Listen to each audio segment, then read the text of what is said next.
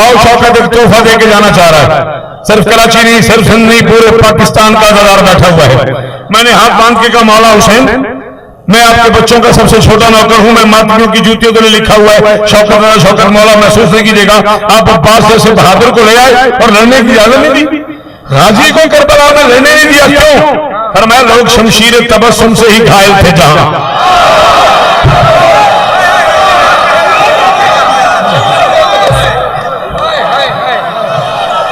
अल्लाह करे ये हाथ ऊंचा रहे यार। इन बच्चों ने खरीद लिया आज शौकत अल्लाह को। अंचोली वालों, आज खरीद लिया तुमने। मैंने सर की नाश किया है अंचोली पे और खरीद लिया। अरे दादू, आज तेरे शहर के लोगों ने मुझे, मैंने कहा मौला गाजी को लेने क्यों नहीं दिया? फरमाया लोग शमशीर तबस्सुम से ही घायल थे जहां। लोग शमशीर तबस्सुम से ही घायल थे जहां। अब वहां तेज चलाने की जरूरत क्या थी?